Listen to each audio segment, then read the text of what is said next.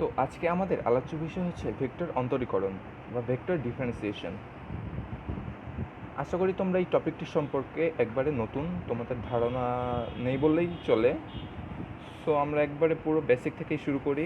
প্রথমেই জেনে নিই অন্তরীকরণ বা ডিফারেন্সিয়েশন বলতে আসলে কী বোঝায়। ডিফারেন্সিয়েশনের যদি খুব সহজ বাংলা বলি তাহলে একটি চলকের সাপেক্ষে আরেকটি চলকের পরিবর্তনের হারকেই মূলত আমরা ডিফারেন্সিয়েশন বলে থাকি। অর্থাৎ জিনিসটাকে একটি উদাহরণের মাধ্যমে দেখা যায়।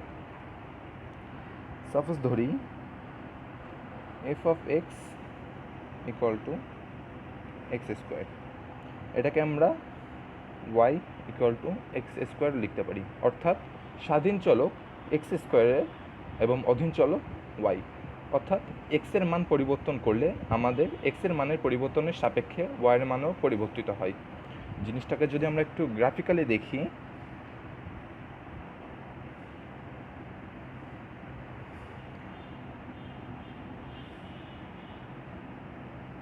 সো এটি হলো আমার ওয়াই ইকুয়াল টু এক্স স্কোয়ারের গ্রাফ। সো গ্রাফের যদি আমি এই পয়েন্টটি নিই তাহলে এটি হবে, ধরলাম এই পয়েন্টটি হচ্ছে x one. So x one এই ফাংশনে যদি আমি এক্স ওয়ানের মান বসাই তাহলে ওয়াইয়ের একটি মান পাবো, এবং যদি আমি এখানে এক্স টু আরেকটি মান নিই তাহলে আমি ওয়াই টুরও আরেকটি মান পাবো। অর্থাৎ দেখা যাচ্ছে যে এক্স ওয়ানের মান বৃদ্ধি করলে আমার ওয়াইয়ের মানও ক্রমশ বৃদ্ধি পাচ্ছে।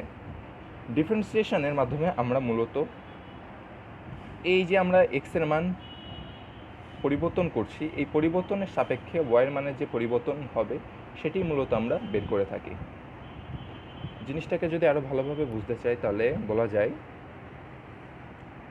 এই যে এই কার্ভটুকু কী হারে বৃদ্ধি পাচ্ছে আমরা মূলত ডিফারেন্সিয়েশনের মাধ্যমে সেটাই বুঝি। এখন এই পরিবর্তনের হার বলতে আমরা কি বোঝাই সেটি আমরা একটু দেখে নিই। সো আমরা যদি আবারই ওয়াই ইকুয়াল টু এক্স স্কোয়ারের গ্রাফটি আবারই আঁকি তাহলে দেখতে পাবো এই যে গ্রাফটার প্রতিটি বিন্দুতে একটি মান পরিবর্তিত হচ্ছে, সেটি হলো ওই বিন্দুর ঢালের মান। এই বিন্দুর ঢালের এইদিকে ঢাল, এই বিন্দুর ঢাল এইদিকে, এই বিন্দুর ঢাল আর উপরে। অর্থাৎ গ্রাফের প্রতিটি বিন্দুতে ঢালের মান ভিন্ন ভিন্ন, এবং কার্ভটির এই সাইডের জন্য ঢালের মান ক্রমশ বৃদ্ধি পাচ্ছে, অর্থাৎ কার্ভটা আরও ঢালু হচ্ছে। ডিফারেন্সিয়েশনের মাধ্যমে আমরা মূলত এই যে ঢালের যে পরিবর্তন এটিকেই মূলত নির্ণয় করে থাকি। সো দেখা যাক আমরা ঢাল বলতে মূলত বুঝি এই যদি কার্টেসিয়ান প্লেটের দুইটি বিন্দু হয় তাহলে এটি মনে করি এক্স ওয়ান, এটা ওয়াই ওয়ান, এটা এক্স টু, জিরো মূলবিন্দুর সাপেক্ষে এটা এক্স টু, আর এটা মনে করি ওয়াই টু। অর্থাৎ আমরা ঢাল পড়েছিলাম ঢাল ইকুয়াল টু কোটিদ্বয়ের অন্তর, অর্থাৎ y two minus y one by ভুজদ্বয়ের অন্তর, অর্থাৎ x two minus x one. অর্থাৎ জিনিসটা হচ্ছে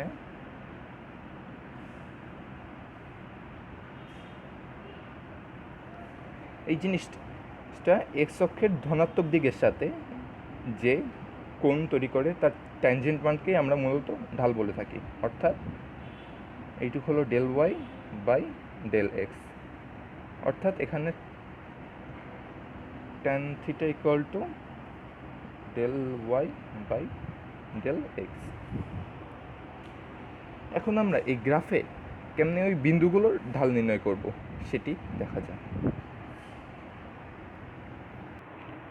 কোনো বক্ররেখার প্রতিটি বিন্দুর ঢাল বলতে আমরা যেটি বুঝি সেটি হলো মূলত এটি যদি আমার y equal to x square একটি গ্রাফ হয় তাহলে এই গ্রাফে যে প্রতিটি পয়েন্টে এই প্রতিটি পয়েন্ট থেকে যদি আমি একটি স্পর্শক টানি, অর্থাৎ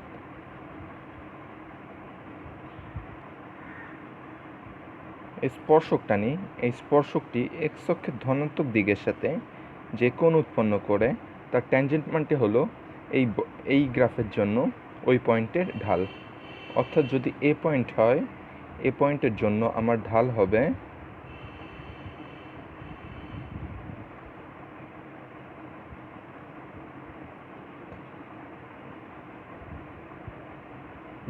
ঢাল = tan θ1। সেমভাবে যদি এখানে আমি আরেকটি বিন্দু নিই, এটি যদি বি বিন্দু হয়, এটি যদি স্পর্শকটা নিই, তাহলে এটি এক্স অক্ষের ধনাত্মক দিকের সাথে মনে করি θ2 কোণ উৎপন্ন করে। তাহলে বি বিন্দুর ঢাল হবে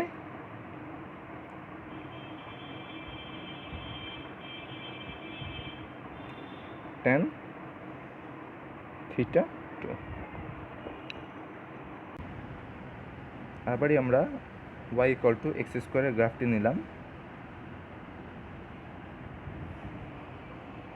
এখন মনে করি এটা x1 বিন্দু। ঢাল নির্ণয়ের জন্য আমার দুটি বিন্দুর মধ্যবর্তী দূরত্ব লাগতো, অর্থাৎ ΔX। এখন মনে করি আমি এই আরেকটি বিন্দু, এটা x2 নিলাম। এখন যদি আমি এই দুই বিন্দুর ঢাল নির্ণয় করতে চাই, সেটা কিন্তু আমি করতে পারবো না, কারণ এই দুটি বিন্দুর মাঝখানে দূরত্ব এটি সরলরেখা না। প্রতিটা বিন্দুতে এই ঢালের মান আলাদা। অর্থাৎ ঢালের মান বের করতে হলে আমার এই যে দুই বিন্দুর এই মধ্যবর্তী দূরত্বটা একটি সরলরেখা হতে হবে। সো এটার জন্য আমরা কি করতে পারি, x1 এর মান আমি খুব ক্ষুদ্র আকারে বৃদ্ধি করব। মনে করি x1 প্লাস h পরিমাণ বৃদ্ধি করছি, h টেন্ডস টু 0। এর ফলে আমার হলো কি, এই যে আমার ক্ষুদ্র যে x এর মান যে ক্ষুদ্র পরিবর্তন করছি, এর জন্য আমার যে y এর মান, এটি মনে করি y1 আর এটি হয়ে যাবে y2। তাহলে এই জিনিসটা অনেকটাই সরলরেখার মতো হয়ে যাবে। এখন কথা হলো, আমি তো এঁকেছি বক্ররেখা, তাহলে আমি কেমনে বললাম এটা সরলরেখা?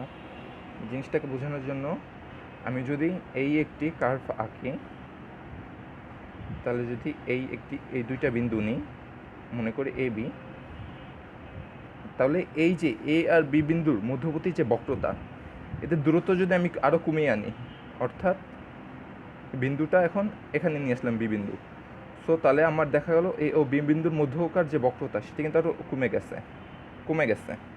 এখন যদি এই দূরত্ব আরও কমিয়ে আনি, তাহলে বক্রতা আমার আরও কমে গেছে।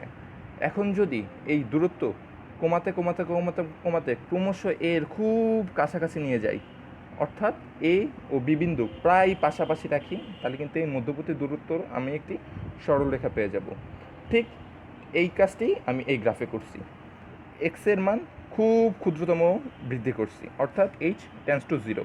এর ফলে আমার y2ও খুব কাছাকাছি হয়ে যাবে y1-এর। সো এটিকে আমি একটি সরলরেখা বলতে পারবো। এটি কিন্তু খুব কাছে। তাহলে আমার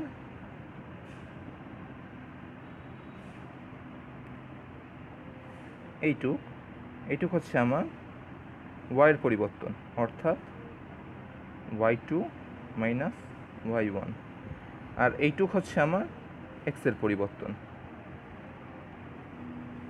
অর্থাৎ এখানে x2 হচ্ছে x1 প্লাস h, আর x1 হচ্ছে মাইনাস x1। এখন আমরা কি কাজ করছি, h এর মান একবারে 0-র কাছাকাছি আনছি, অর্থাৎ এটাকেই আমরা বলি লিমিট h টেন্ডস টু 0। অর্থাৎ আমরা যদি h এর মান 0-র খুব কাছাকাছি আনি, তাহলে এই y-এর পরিবর্তনের সাপেক্ষে আমি x-এর পরিবর্তনের সাপেক্ষে y-এর যে আমি পরিবর্তন পেলাম, এটিকেই মূলত আমরা x-এর সাপেক্ষে f অফ x-এর ডেরিভেটিভস বা অন্তরজ সহগ বলে থাকি। অর্থাৎ এই যে টোটাল যে জিনিসটা পেলাম, এটাকে আমরা বলবো x-এর পরিবর্তনের সাপেক্ষে f অফ x অন্তরক বা ফাংশনের ডেরিভেটিভস। এখন এখানে আমাদের আরেকটু কাজে বাকি আছে, এটা হলো y2-র মান। y2 হচ্ছে আমরা যখন এফ অফ এক্সের মান, আমাদের মূল ফাংশন ছিল F of x equal to x square. So আমি যখন এফ অফ এক্সের মান এইচ প্লাস এক্স করছি, তখন আমি পেয়েছিলাম এটা y2, অর্থাৎ y2 যা বাড়ি আমার, অর্থাৎ y2 হলো F of x plus H. এবং আমি এই ফাংশনে যখন এফ অফ এক্সের মান x1 বসিয়েছিলাম, তখন আমি পেয়েছিলাম এই দূরত্ব y1, অর্থাৎ y1 হলো এফ অফ এক্স। সো এটা প্লাস মাইনাস কাটা গেল, সো উপরে থাকলো এইচ, অর্থাৎ লিমিট এইচ টেন্ডস টু 0। অর্থাৎ এই জিনিসটি কি, এই জিনিসটি আর কিছুই না, এটি আমাদের সেই তথাকথিত del y by del x, অর্থাৎ এক্সের পরিবর্তনের সাপেক্ষে ওয়াইয়ের পরিবর্তন। অর্থাৎ এইচ টেন্ডস টু 0 হলে এই টোটাল জিনিসটাকে আমাদের ফাংশন এফ অফ এক্সকে এক্সের সাপেক্ষে যে ক্ষুদ্রতম পরিবর্তন করলাম, অর্থাৎ এক্সের ক্ষুদ্রতম পরিবর্তনের ফলে আমাদের ফাংশন এফ অফ এক্স বা ওয়াইয়ের যে পরিবর্তন হলো, সেটাই হলো মূলত এই জিনিসটা। এটাকে এফ অফ এক্সের ডেরিভেটিভস বা অন্তরজ সহগ বলে। এই জিনিসটাকে ক্যালকুলাসের ভাষায় আমরা লিখি d y by d x, অর্থাৎ এক্সের পরিবর্তনের সাপেক্ষে ওয়াইয়ের পরিবর্তন। মানে এক্সের ক্ষুদ্রতম পরিবর্তন করলে আমরা যে ওয়াইয়ের ক্ষুদ্র পরিবর্তন পাই, সেটি মূলত আমরা এই ডিওয়াই বাই ডিএক্স দিয়ে বুঝিয়ে থাকি। অর্থাৎ জিনিসটা একটি উদাহরণের মাধ্যমে দেখা যাক। আমরা যে ফাংশন নিয়েছিলাম y equal to x square, এটি ব্যবহার করব। এখন আমরা যে মূল যে জিনিসটা পেয়েছিলাম যে লিমিট এইচ টেন্ডস টু 0 হলে f of x plus h minus f of x by H.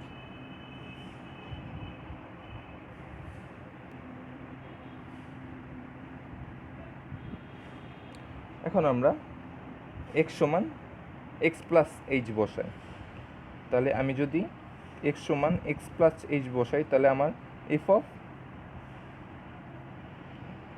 X সমান যদি এক্স প্লাস এইচ বসাই,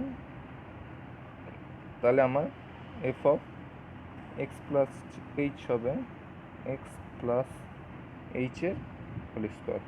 আর যদি আমি শুধু এক্স সমান এক্সই বসাই, তাহলে এফ অফ এক্স হবে এক্স স্কোয়ার। এই জিনিসটাকে আমি এখানে অ্যাপ্লাই করি। So f of x plus h হবে এক্স প্লাস এইচের whole square minus x square by h, limit h tends to 0। এখন যদি এটাকে আমরা সমাধান করি, তাহলে এ প্লাস বি এর হোল স্কোয়ারের সূত্র x square plus 2 x plus h square minus x square by h, limit h tends to 0। X square কাটা, so limit h tends to 0 হলে তাহলে আমার থাকতেছে 2xh plus h square.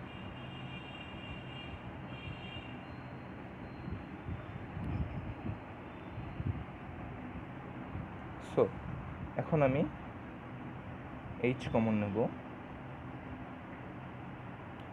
So উপর থেকে এইচ কমন নিলে উপরের এইচ নিচের এইচ কাটাকাটি গেলে থাকতেছে আমার এক্স প্লাস এইচ। সো যেহেতু আমার এক্সের মান খুব 0-র খুব কাছাকাছি, সো আমরা এক্স ইকুয়াল টু 0 বসাবো, এইচ ইকুয়াল টু 0 বসাবো, বা জিনিসটাকে ইগনোর করতে পারি। সো তাহলে আমার আলটিমেটলি থাকতেছে 2x।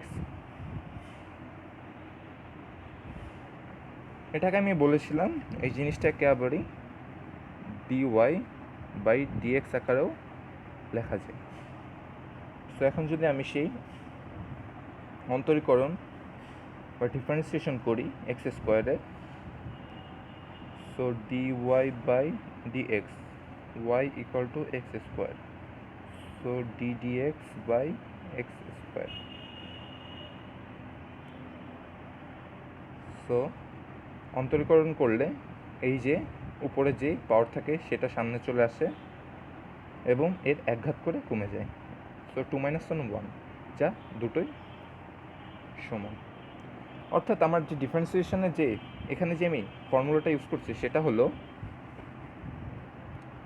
যদি আমার এটাকে এক্স টু দি পাওয়ার এনকে ডিএক্সের সাপেক্ষে অন্তরীকরণ করতে বলে বা ডিফারেন্সিয়েশন করতে বলে, তাহলে আমি এর অ্যান্সার পাবো, এর পাওয়ার সামনে চলে আসবে এন, আর এক্স টু দি পাওয়ার এর একঘাত কমে যাবে। সো এটা হলো আমার বেসিক ফর্মুলা। সো এখন অনেকে বলতে পারো যে লিমিট, ডিফারেন্সিয়েশন এসব সম্পর্কে তো তোমাদের আগে ধারণা নাই। সো এটাই মানে যতটুকু আমার এই অধ্যায় করাতে লাগবে, মানে ডিফারেন্সিয়েশনের যতটুকু লাগবে এইটুকু জানলেই আমার মোটামুটি এই চ্যাপ্টার কভার করা যাবে। এবং এই লিমিট, ডিফারেন্সিয়েশন নিয়ে ম্যাথ ফার্স্ট পেপারের চ্যাপ্টার 9-এ বিস্তারিত আলোচনা করা হয়েছে, আমরা সেটা পরে দেখব। সো এইটুক ছিল মূলত আমার বেসিক ডিফারেন্সিয়েশনের কিছু ফর্মুলা আলোচনা। এই ফর্মুলাটা তোমাদের মাথায় রাখতে হবে, কারণ এই ফর্মুলাটা ব্যবহার করেই আমরা পরবর্তী যে ভেক্টর ডিফারেন্সিয়েশন আছে ওইটা মানে ওই ডিফারেন্সিয়েশনের কাজগুলো করতে আমার এই ফর্মুলাটা ব্যবহার করতে হবে। সো আমরা যে মেইন টপিকসে ছিলাম অর্থাৎ ভেক্টর ডিফারেন্সিয়েশন, ওইখানেই ফিরে যাই। তার আগে আমার দেখতে হবে ক্ষেত্র মূলত দুই রকম হতে পারে।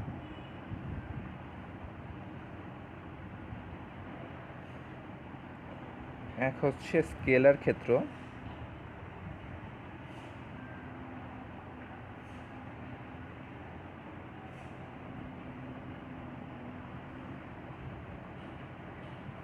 দুই ভেক্টর ক্ষেত্র।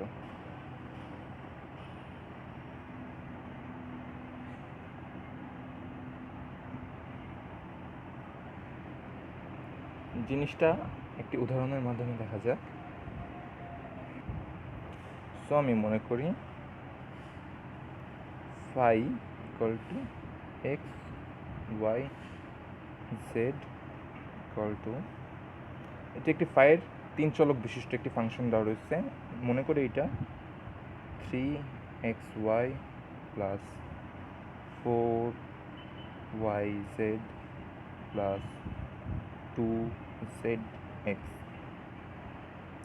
এখন যদি আমি এক্স ওয়াইয়ের যে কোনো মান বসাই, তাহলে আমি এই ফাংশন থেকে একটি নির্দিষ্ট মান পাবো এবং যেটি হবে স্কেলার। মূলত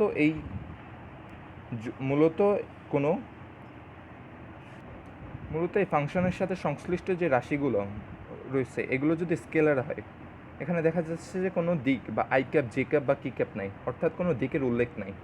সো তাহলে আমরা এই ফাংশনটাকে বলবো স্কেলার ফাংশন, এবং এই ফাংশনটির মাধ্যমে যে ক্ষেত্র তৈরি হয় সেটাকে আমরা মূলত বলবো স্কেলার ক্ষেত্র। এবং ভেক্টর ক্ষেত্র হলো একই জিনিস, সেম উদাহরণ নিই।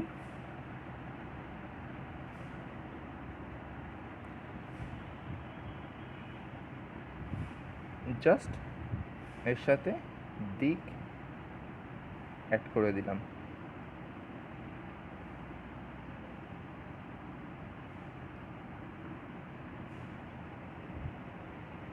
আচ্ছা, জিনিসটাকে আর একটু ভালোভাবে লিখি।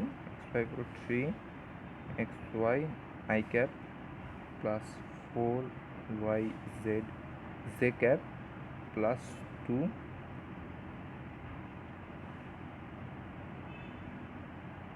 আচ্ছা এটা zx ij k ক্যাপ। অর্থাৎ আমি যদি এখানে কিউ ইকুয়াল টু 1 1 1 বসাই, তাহলে এখান থেকে আমি পাবো 9, যেটি একটি স্কেলার ভ্যালু। এবং এই ফাংশনে যদি আমি 1 1 1 বসাই তাহলে আমি পাবো 3i plus 4j plus 2k, যেটি আমার একটি ভেক্টর রাশিকে নির্দেশ করে। অর্থাৎ এটি ছিল স্কেলার ক্ষেত্র এবং ভেক্টর ক্ষেত্র। একটু আগে আমরা ডিফারেন্সিয়েশনের বেসিক ধারণা পেয়েছিলাম।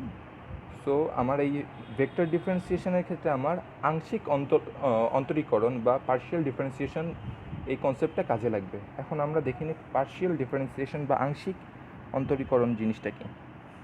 মনে করি এটি একটি দুই চলক বিশিষ্ট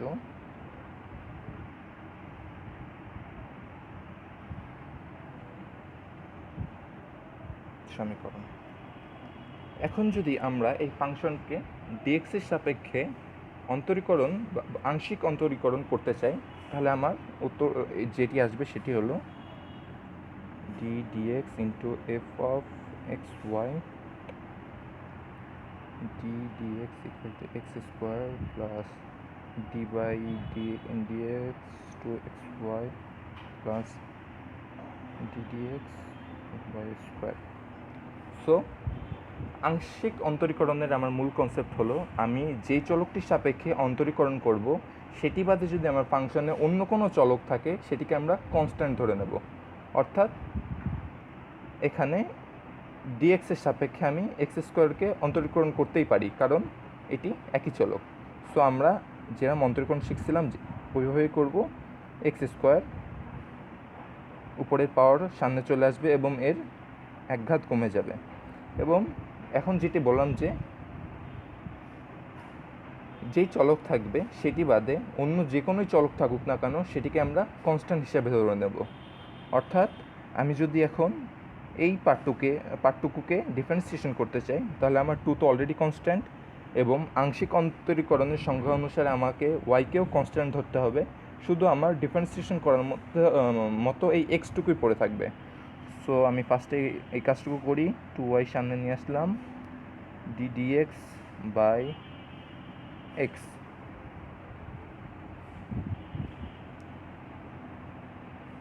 এবং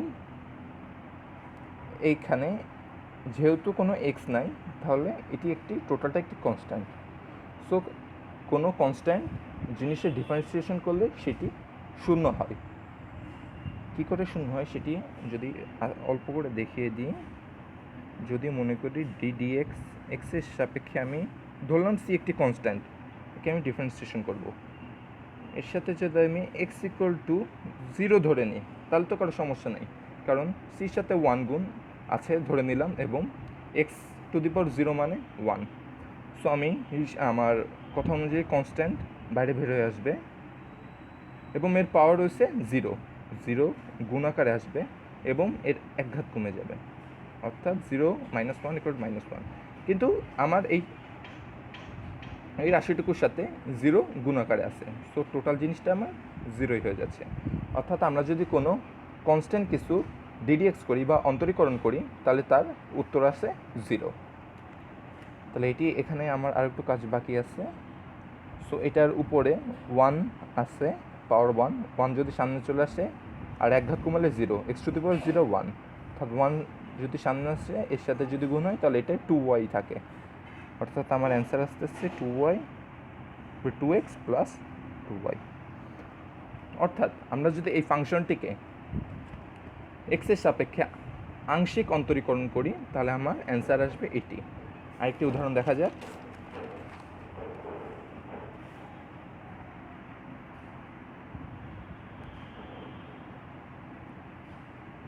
আমি 3 চলক বিশিষ্ট একটি সমীকরণ নেব।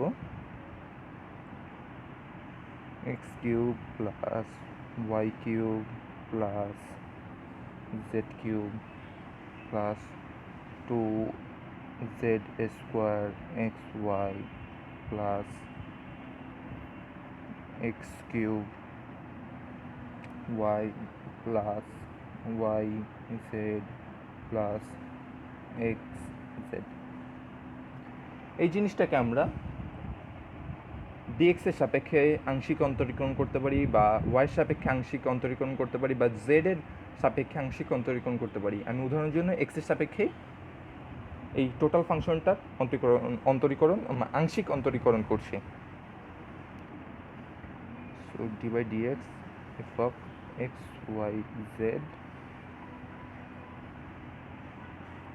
D by dx x cube, total প্রত্যেকটা রাশির সাথে এই ডিডিএক্স চলে যাবে।